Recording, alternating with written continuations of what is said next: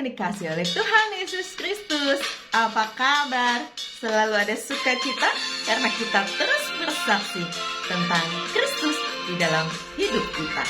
Bersaksi terus sampai Tuhan datang.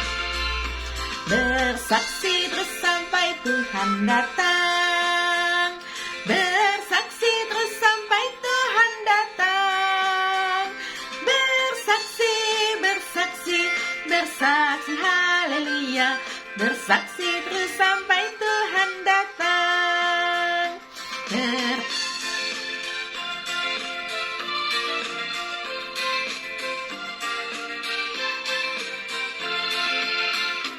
Bertekun terus sampai Tuhan datang. Bertekun terus sampai Tuhan datang. Bertekun, bertekun, bertekun, haleluya. Bertekun terus sampai Tuhan datang. Mari berdoa. Tuhan Yesus yang baik, terima kasih untuk cinta-Mu dalam hidup kami. Ajar kami untuk terus boleh mempersaksikan Kristus yang hidup di dalam hidup kami melalui kebenaran firman Tuhan. Di dalam nama Tuhan Yesus kami berdoa. Amin. Roma 15 ayat 14 sampai dengan 33. Paulus menjelaskan dasar-dasar tulisannya. Saudara-saudaraku, aku sendiri memang yakin tentang kamu, bahwa kamu juga telah penuh dengan kebaikan dan dengan segala pengetahuan dan sanggup untuk saling menasehati.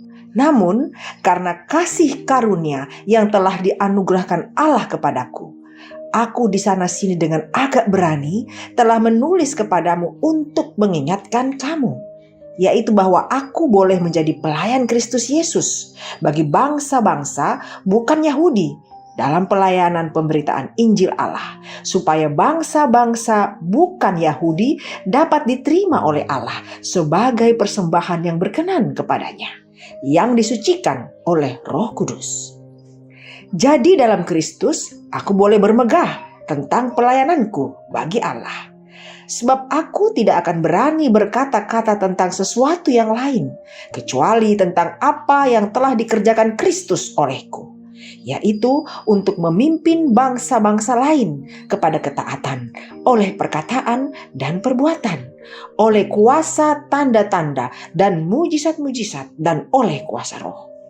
Demikianlah dalam perjalanan keliling dari Yerusalem sampai ke Ilirikum, aku telah memberitakan sepenuhnya Injil Kristus. Dan dalam pemberitaan itu, aku menganggap sebagai kehormatanku bahwa aku tidak melakukannya di tempat-tempat di mana nama Kristus telah dikenal orang, supaya aku jangan membangun di atas dasar yang telah diletakkan orang lain, tetapi sesuai dengan yang ada tertulis. Mereka yang belum pernah menerima berita tentang Dia akan melihat Dia. Dan mereka yang tidak pernah mendengarnya akan mengertinya. Aku saksimu. Mengaku diri kita berhasil itu mudah. Tapi bagaimana jika ada orang lain yang menolong kita hingga kita berhasil? Apakah kita berani mengakui peran mereka? Paulus berani. Coba baca lagi ayat ke-18. Paulus selalu menceritakan apa yang Kristus kerjakan dalam dirinya, bukan yang lain, bukan juga dirinya sendiri. Paulus selalu mengatakan bahwa Kristuslah yang memakai dirinya untuk mengerjakan ini dan itu. Inilah yang namanya bersaksi bagi Tuhan. Maukah kita bersaksi bagi Kristus seperti Paulus? Anak-anak yang dikasih oleh Tuhan Yesus Kristus, tahukah kamu apa artinya bersaksi? Dalam Kamus Besar Bahasa Indonesia, bersaksi berarti menyatakan atau mengakui dengan sesungguhnya. Jika kamu mau menjadi saksi Kristus, maka kamu harus mengakui Kristus. Artinya, kamu harus menunjukkan dengan sungguh-sungguh apa yang Kristus kerjakan dalam dirimu. Mari berdoa.